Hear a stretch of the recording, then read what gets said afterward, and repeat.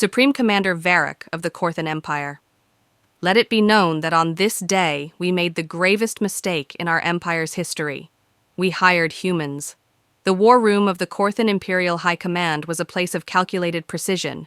It was a chamber where cold logic dictated every decision, where battle strategies were mapped out with ruthless efficiency, and where the fates of entire star systems were decided. So naturally, it was the worst possible place for the Blackout Crew to exist. You are late. Supreme Commander Varric's voice was a low growl, his 4 crimson eyes narrowing as the group of humans sauntered into the chamber. Not marched, not stood at attention, sauntered. The tallest of the bunch, a man wearing a black combat vest and aviator sunglasses inside the war room, shrugged. Yeah, sorry about that. We had a coffee emergency. Varric blinked. A what? Another human, a woman with a scar across her cheek and an expression of mild disinterest, yawned.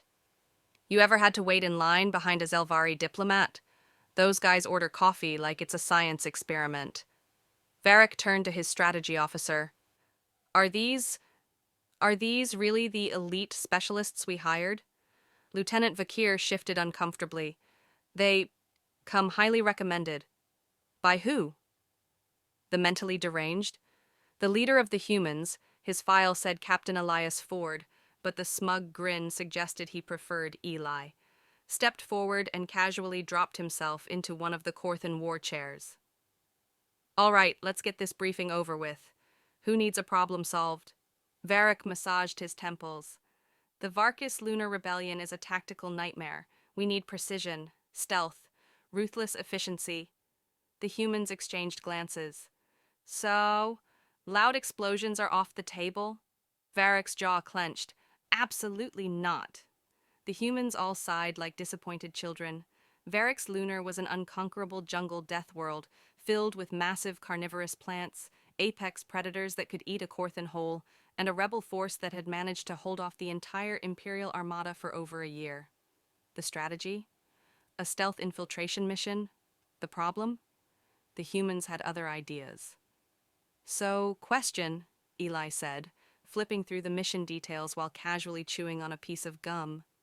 Why sneak in when we can just drop straight into the action? Varric gave him a withering stare. Because the rebels have orbital defense cannons. Anyone approaching from the sky will be incinerated. Eli turned to his team. All right, hear that? We drop in from low orbit and dodge the cannons. Varric choked on air. What? The woman from before, Sergeant Rena Vale, nodded. Yeah, we can do that. Should be fun. That's not... Varric slammed his fist against the table. That's not how war works. Eli raised an eyebrow. Buddy, do you want us to win, or do you want us to follow your very bad plan? There was a long silence. Varric, against every instinct in his military-trained body, exhaled. Fine. Orbital drop, aka the moment the galaxy should have been worried. The Blackout Crew stood at the edge of the Korthan Empire's stealth cruiser, the planet below them glowing green with thick jungle canopy. All right, everyone ready? Eli adjusted his gear. Sergeant Vale yawned. Yeah, let's get this over with. Cooper the sniper checked his rifle. Bet I can hit a rebel officer before we land. Jackson, their demolition expert, grinned. Bet I can make a bigger explosion than your shot. Varric, watching the feed from the command center, clutched the arms of his chair. They are not taking this seriously. They are not taking this seriously. The humans jumped. They did not deploy stealth chutes. They did not attempt to avoid detection.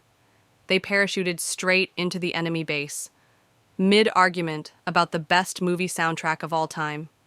Enemy camp. Minutes before impact, Commander Vrek of the Varkas Lunar Rebellion was reviewing tactical positions when he heard the screaming, not the screams of war, not the howls of dying soldiers. No, this was human screaming, followed by, I swear if you say Titanic one more time. Vrek looked up just in time to see 6 humans crashing straight through his command tent. The battle for Varkas Lunar had begun, and the galaxy had no idea what was coming. 3/22 Supreme Commander Varric of the Korthan Empire. At first, I believed the humans were reckless. Then I believed they were insane. Now I understand the truth. They simply do not care. And that makes them the most dangerous force in the galaxy. Commander Vrek, leader of the Varkas Lunar Rebellion, had fought in 12 planetary conflicts. He had survived assassinations, orbital bombardments, and one particularly vengeful ex-wife. Nothing had prepared him for 6 humans crashing into his base mid-argument about movie soundtracks. His officers stood frozen, weapons half-raised, brains still buffering. The humans? They dusted themselves off, stretched, and took in their surroundings like they had just entered a mildly interesting coffee shop. Okay, so, Captain Elias Ford adjusted his gear. Who wants to tell us where the rebel leadership is? Vrek blinked. This is the rebel leadership? There was a pause. Eli turned to Sergeant Rena Vale. Well, that was easy, Vale muttered, scanning the room. No one's shooting at us yet. Vrek's survival instincts finally kicked in. Kill them! The rebel guards raised their weapons. Eli sighed. Man, I really hoped you'd say surrender. He clapped his hands once. Team, you know what to do. And then the galaxy learned why you never, ever hire humans. From the safety of the Korthan Command Center, Supreme Commander Varric and his staff watched the unfolding disaster in real time. The humans did not take cover. The humans did not use the door. The humans did not even acknowledge the concept of tactics. Instead, Cooper, who was the sniper, shot 3 rebels before finishing his protein bar, Jackson, the bomb guy. Tossed a bomb, that bounced off a wall and landed in a supply crate, and somehow caused an entire tent to explode. Vale, the best bare-knuckle fighter in the unit, used a chair as a weapon very effectively. Eli, the captain, the alleged leader, walked through gunfire with the energy of a man slightly inconvenienced by traffic. Doc, the pacifist medic, punched a guy so hard he forgot his childhood. Mason, Mr. Fixit hacked the enemy comm system using a gaming laptop. Korthan captain, this isn't strategy. Korthan lieutenant, this isn't war. This is a mugging. Varric? Varric was drinking straight from a bottle of engine coolant. Vrek dove behind his desk, gasping for air. His entire command staff was either unconscious, tied up, or questioning their life choices. The humans stood over him, annoyed rather than tired. See? Eli leaned on Rek's desk. This is what we were trying to avoid, but no, you had to do things the hard way. What?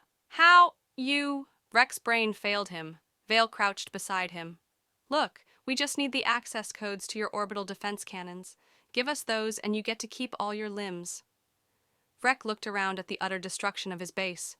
How many of you are there? Eli frowned. Just us 6. Why? Vrek immediately surrendered. The war room was silent. Supreme Commander Varric, a veteran of countless campaigns, watched as 6 humans had just taken over an enemy base in under 3 minutes. Varric's hands trembled. How did they do that? Lieutenant Vakir, watching the footage, swallowed hard. Sir, I don't think they plan things. I think they just do them. Varric sat back in his chair. We have made a terrible mistake. Eli cracks his knuckles. All right, folks. Time to make them scared of their own shadows.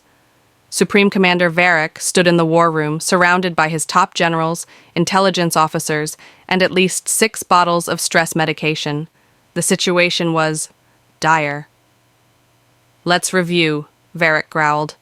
Our fleet has been compromised, our communications are a joke, and an entire battalion on Varkas 7 was routed by 6 humans. The room fell silent. Then General Torek, the unofficially designated scapegoat, cleared his throat. Technically, Supreme Commander, it was more like 5 humans. The 6th one was just playing music and laughing the entire time. Varric stared at him, unblinking.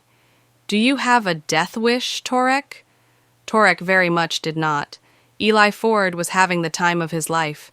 He kicked his feet up on the console, sipping the last can of coffee rationed for emergencies. The entire Korthan military now operated under one unifying principle: pure, unchecked paranoia. Mason swiped through intercepted transmissions. All right, so far they've started checking their own rations for poison, locking their officers in secure bunkers, and, oh, get this, they just fired 3 of their own generals for suspected human collaboration. Vale grinned. And to think, all it took was us sending one message. We are among you. Jackson shook his head in awe. No troops, no warships, no infiltration, just words. Damn, humans are terrifying. Eli smirked. Now, let's crank it up. He typed out a new broadcast. Korthan military communication. Red alert transmission. Attention, Korthan forces. We know where you are. We know what you fear. We know that Commander Torek hides a stash of illegal chocolate under his desk. Silence. In the war room, Torek went pale. How did they... Varric slowly turned toward him. Torek lunged for the console. Cut the transmission! Cut it now! But it was too late. The Korthan military collapsed into chaos. Officers started accusing each other of human collaboration. Generals were dragged out of their bunkers, and Torek was last seen being tackled by 6 security officers. Korthan High Fleet, Admiral Drex's last nerve is officially gone.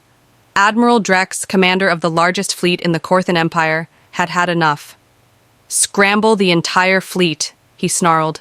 We are hunting these humans down and erasing them. His officers hesitated. One brave soul spoke up. Sir, with all due respect? What if they want us to do that? Drex froze. His officers saw the fear creeping in. A moment later, another transmission arrived. Hey, Admiral Drex, I hope your fleet is ready. Because we're already on your flagship. Silence. Drex's eye twitched. He spun around, pulled out his sidearm, and shot the nearest security officer out of pure reflex. The entire fleet locked itself down. Officers searched every corner of every ship. Paranoia spread like wildfire. The humans, of course, were nowhere near the fleet. Mason sipped his drink back at the rebel outpost. So, how long do you think they'll keep looking? Eli checked his watch. A few days minimum. Jackson grinned. So, what next? Eli smirked. We let them tear themselves apart, and then we walk in and take whatever we want. 7:22. Varric sat alone in his chair, eyes bloodshot, barely holding on to his sanity. The last 3 days had been a nightmare of paranoid delusions, fake alerts, and ghost transmissions. His officers had disappeared into the bowels of the fleet, hiding from invisible threats. Generals were in hiding, commanders were self-imprisoned, and no one dared leave their bunkers. The Korthan Empire, once a force to be reckoned with, was crippled by fear, all because of 6 humans with a microphone and the world's most dangerous sense of humor. Supreme Commander, General Vakir appeared at the door, voice hesitant. We have a new transmission from the rebels. Varric didn't move. Another ghost threat? He muttered. Vakir hesitated. Not exactly, sir. This one's different. Varric sighed, running a hand through his graying hair. Fine. Patch it through. Eli stretched in his chair, looking like a man who had utterly broken his enemy and was now just waiting for the finishing blow. All right, team, he said, cracking his knuckles. Time to finish this. One final push. Vale looked at him with a raised eyebrow. One final push? What are we, ending this today? Of course we are, Eli said with a grin. Because it's too easy, and if we don't end it now, I'll be stuck in this base playing pranks for the next decade. Fair enough. Mason adjusted his console. So, just for the record, we're done with the whole mind games thing. The Korthans are already shaking. They're practically begging for us to knock on their door. Eli nodded, eyes gleaming. Exactly. It's time to make them feel stupid for ever thinking they could take us. Varric and his officers stared at the screen in absolute dread. On the other side, Eli Ford's face appeared, looking far too calm, too confident. Good evening, Korthan Empire. Eli's voice boomed through the speakers, startling the officers in the room. I hope you've been enjoying your time off. I see you've all made some interesting decisions. A couple of generals gone rogue, some good old-fashioned bunker paranoia, and of course Torek's little chocolate stash. The Korthan officers froze. Varric felt his blood run cold. Now let's cut to the chase, Eli continued, as if he were talking to an old acquaintance over drinks. You've spent the last few days hiding, running, second-guessing every sound, every shadow. What does that tell me? Varric didn't answer. It tells me, Eli went on, that you know exactly who you're dealing with, that you realize the threat we pose, that you know, deep down, you can't win. A pause. Eli leaned in close to the mic, smiling. So here's the deal. You can keep running, keep hiding, or you can accept what's inevitable, and let us take it from here. The officers around Varric exchanged looks. The room was dead silent. Eli sat back, his grin widening. All right, here's the kicker, folks. We just broke their will. Mason let out a low whistle. This is getting ridiculous. Do we really think they'll just give up? Vale shrugged. If they do, we'll be the first humans to win a war without ever firing a shot. And Varric's fingers hovered over his console, his face ashen. He tried to speak, to muster some form of resistance. But the words wouldn't come. The Korthans were scared, beaten, and on the verge of surrender. Varric, Vakir whispered, his voice trembling. What do we do? Do we fight, or do we surrender? Varric stood. We surrender, he said, his voice hollow. There is no fight left. They've won. A hushed silence fell over the room, and for the first time in the history of the Korthan Empire, the Korthans surrendered, not to force, not to weapons, but to human audacity. Back on the rebel base, Eli punched the air. This is it, folks. We did it. Vale held up her hand. Just one more thing, a little message for the Korthans. Eli raised an eyebrow. What are you thinking? She smirked and set a transmission. This is for Torek, specifically. She hit send. The last transmission came through. Hey, Torek, the voice said, unmistakably Eli's. We hope you enjoyed the chocolate. Maybe next time, don't hide it under your desk. Varric slammed his fist down. Enough! We're done! The Korthans were finished. The humans had broken them without firing a single shot. The rebel base was eerily quiet, the hum of machinery and the faint whispers of soldiers filling the air. Eli leaned back in his chair, staring at the screen, watching the final message sent to the Korthans. So, we won, he muttered. Now what? Vale raised an eyebrow. You mean you don't have a plan for after we beat them? Oh, I have a plan, but it's more like a general wing-it situation now. Eli cracked a grin, but it quickly faded. Mason was at his console, scrolling through endless data. The Korthans have surrendered, yes, but there's something weird going on. They've never faced this kind of humiliation. They're not done. Eli leaned forward, his eyes narrowing. What do you mean? Mason tapped a few keys, bringing up a live feed. They're reorganizing, not on the battlefield but politically. They're already spinning this loss as a temporary setback. There's a lot of talk about revenge. Eli let out a frustrated sigh. Of course they're not done. They never are. This isn't over until they've either died trying or learned how to respect humanity. Vale shrugged, not fazed. We knew it wouldn't be that easy. The Korthan Empire had surrendered, but the cost of that defeat ran deeper than just a simple loss of territory or pride. Varric sat in his chair, staring at the flickering transmission from Eli Ford, the rebel leader who had humiliated him and his entire fleet. Is that it, Varric? The voice had mocked. Just like that, you're defeated? Varric clenched his jaw. You haven't won anything yet, humans. The Korthans had been broken, yes, but not broken in the way that Eli and the others thought. The surrender was a facade. It was a form of survival. The Korthans had learned one valuable lesson from this conflict: never underestimate the enemy, and they had no intention of letting their humiliation go unanswered. We will rebuild, Varric whispered to himself. We will come back stronger. Eli stood up abruptly, pacing the command center. He had known victory couldn't be this easy, but he didn't expect it to feel so hollow. What's the next step, Eli? Mason asked, looking at him intently. Eli paused. We secure this victory. We make sure the Korthans don't have the means to retaliate. Vale shook her head. You know they'll find a way, right? They always do. I've studied the Korthans. They're not like the other empires. They're resilient. They'll rebuild and strike back, and we'll be right back where we started.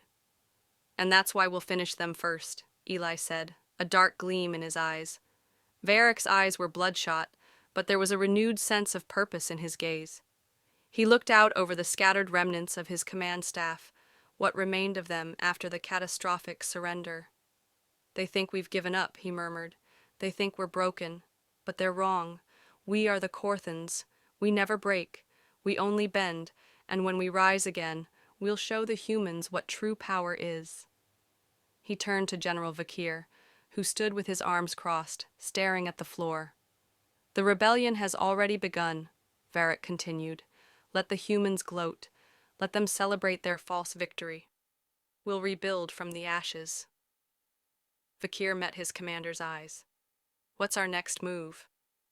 Varric's smile was cold. We go on the offensive, and when we strike, we make sure they know we're coming. We'll wipe their smug smiles off their faces.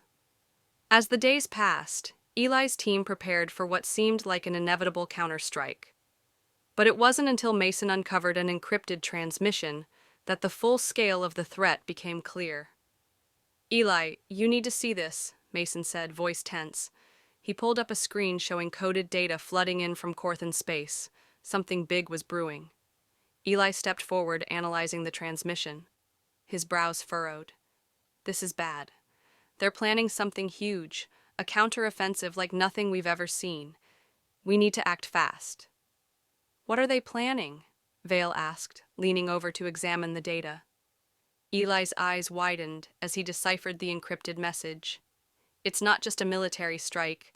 They've been building something, an alliance, a coalition of the most ruthless factions in the galaxy. Varric stood before a holographic map of the galaxy, his fingers tracing the locations of various Korthan fleet remnants. We're not going to fight this war with just weapons. We will make allies, the best kinds of allies. He turned to face a group of emissaries from the alien factions. The Korthans have failed, yes, but that doesn't mean we don't still have influence. Let's see what we can do with the right partners. Back at the rebel base, Eli paced the room, clearly on edge. This is bigger than we thought. If they form this coalition, we're in trouble. Vale leaned against the wall. What's the plan then, Eli? Because this alliance could change everything.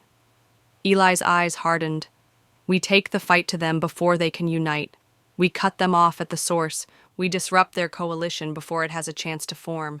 That's our best shot. Eli sat in his makeshift command chair, his fingers drumming on the armrest. The quiet hum of the base surrounded him, but it was anything but peaceful. He could feel the tension creeping through the walls, an impending storm that threatened to drown everything they had fought for. Mason was at his console, furiously typing away. His eyes flicked back to Eli.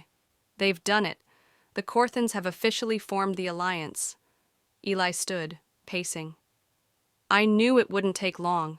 Those bastards don't know how to stay down. This is bad, Eli, Vale said, stepping closer.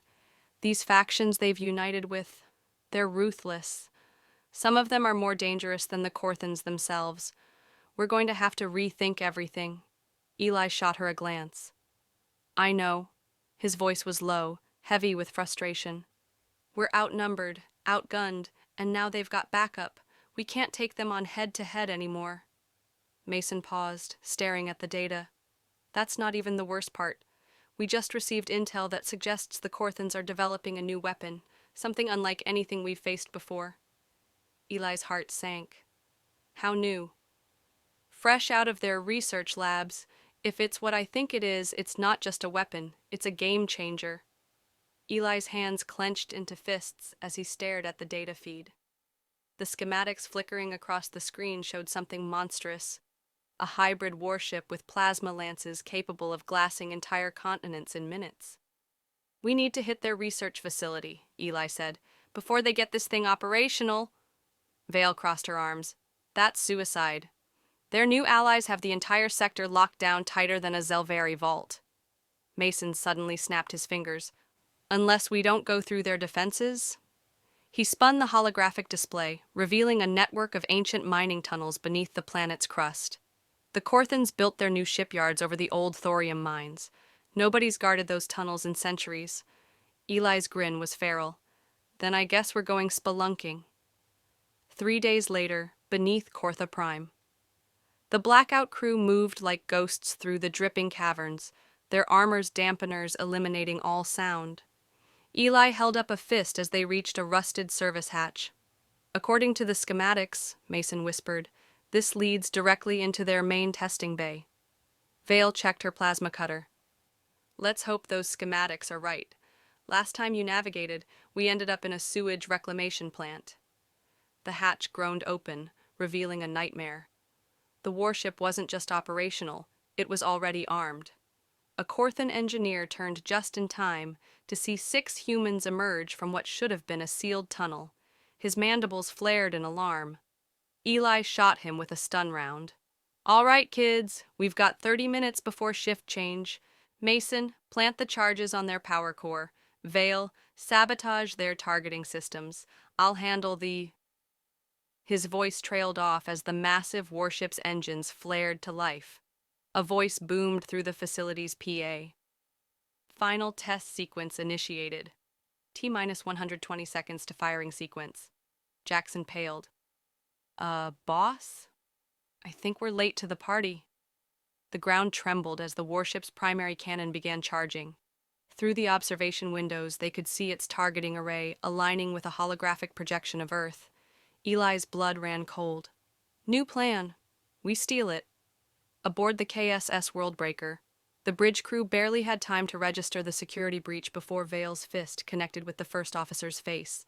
Eli vaulted over the command console, his fingers flying across the alien controls. Everyone buckle up! He shouted as the warship lurched violently. Alarms wailed as the Worldbreaker tore free of its docking clamps, shearing through 3 support towers as it rose. Korthan fighters scrambled from their hangars, plasma cannons charging. Mason whooped as he slammed his fist on the weapons console. Let's see how they like their own medicine. The Worldbreaker's primary cannon discharged with a thunderclap that shook the planet, vaporizing the pursuing fighters in a single apocalyptic burst. Various Korthan fleet remnants. We're not going to fight this war with just weapons. We will make allies, the best kinds of allies. He turned to face a group of emissaries from the alien factions. The Korthans have failed, yes, but that doesn't mean we don't still have influence. Let's see what we can do with the right partners. Back at the rebel base, Eli paced the room, clearly on edge. This is bigger than we thought. If they form this coalition, we're in trouble. Vale leaned against the wall. What's the plan then, Eli? Because this alliance could change everything. Eli's eyes hardened. We take the fight to them before they can unite. We cut them off at the source. We disrupt their coalition before it has a chance to form. That's our best shot. Eli sat in his makeshift command chair, his fingers drumming on the armrest. The quiet hum of the base surrounded him, but it was anything but peaceful. He could feel the tension creeping through the walls, an impending storm that threatened to drown everything they had fought for. Mason was at his console, furiously typing away. His eyes flicked back to Eli. They've done it. The Korthans have officially formed the alliance. Eli stood, pacing. I knew it wouldn't take long. Those bastards don't know how to stay down. This is bad, Eli, Vale said, stepping closer. These factions they've united with, they're ruthless. Some of them are more dangerous than the Korthans themselves. We're going to have to rethink everything. Eli shot her a glance. I know. His voice was low, heavy with frustration. We're outnumbered, outgunned, and now they've got backup. We can't take them on head-to-head anymore. Mason paused, staring at the data. That's not even the worst part. We just received intel that suggests the Korthans are developing a new weapon, something unlike anything we've faced before. Eli's heart sank. How new? Fresh out of their research labs. If it's what I think it is, it's not just a weapon, it's a game changer. Eli's hands clenched into fists as he stared at the data feed. The schematics flickering across the screen showed something monstrous. a hybrid warship with plasma lances capable of glassing entire continents in minutes. "We need to hit their research facility," Eli said, "before they get this thing operational." Vale crossed her arms. "That's suicide. Their new allies have the entire sector locked down tighter than a Zelvari vault." Mason suddenly snapped his fingers. "Unless we don't go through their defenses?" He spun the holographic display, revealing a network of ancient mining tunnels beneath the planet's crust. The Korthans built their new shipyards over the old thorium mines. Nobody's guarded those tunnels in centuries. Eli's grin was feral. "Then I guess we're going spelunking." 3 days later, beneath Kortha Prime. The Blackout Crew moved like ghosts through the dripping caverns, their armor's dampeners eliminating all sound. Eli held up a fist as they reached a rusted service hatch. "According to the schematics," Mason whispered, "this leads directly into their main testing bay." Vale checked her plasma cutter. "Let's hope those schematics are right. Last time you navigated, we ended up in a sewage reclamation plant." The hatch groaned open, revealing a nightmare. The warship wasn't just operational, it was already armed. A Korthan engineer turned just in time to see 6 humans emerge from what should have been a sealed tunnel. His mandibles flared in alarm. Eli shot him with a stun round. "All right, kids, we've got 30 minutes before shift change. Mason, plant the charges on their power core. Vale, sabotage their targeting systems. I'll handle the—" His voice trailed off as the massive warship's engines flared to life. A voice boomed through the facility's PA. "Final test sequence initiated. T-minus 120 seconds to firing sequence." Jackson paled. Boss? I think we're late to the party." The ground trembled as the warship's primary cannon began charging. Through the observation windows, they could see its targeting array aligning with a holographic projection of Earth. Eli's blood ran cold. "New plan. We steal it." Aboard the KSS Worldbreaker, the bridge crew barely had time to register the security breach before Vale's fist connected with the first officer's face. Eli vaulted over the command console, his fingers flying across the alien controls. "Everyone buckle up!" he shouted as the warship lurched violently. Alarms wailed as the Worldbreaker tore free of its docking clamps, shearing through 3 support towers as it rose. Korthan fighters scrambled from their hangars, plasma cannons charging. Mason whooped as he slammed his fist on the weapons console. "Let's see how they like their own medicine." The Worldbreaker's primary cannon discharged with a thunderclap that shook the planet, vaporizing the pursuing fighters in a single apocalyptic burst. The Cicada drifted lazily through Terran space, her engines humming at barely 10% capacity. Eli lounged in the captain's chair, boots propped up on the console as he flicked through after-action reports. "According to the bureaucrats," he drawled, "we've committed approximately, all the war crimes." Mason snorted from the engineering station, only because they haven't invented a category for psychological annihilation via mimetic warfare yet. Vale didn't look up from cleaning her rifle. "We're lucky they're just disbanding us and not spacing us." A proximity alert suddenly blared. Eli sighed. "What now?" Zara's fingers flew across her console. "Incoming transmission from—" her voice caught. "Earth Central Command. Highest encryption level."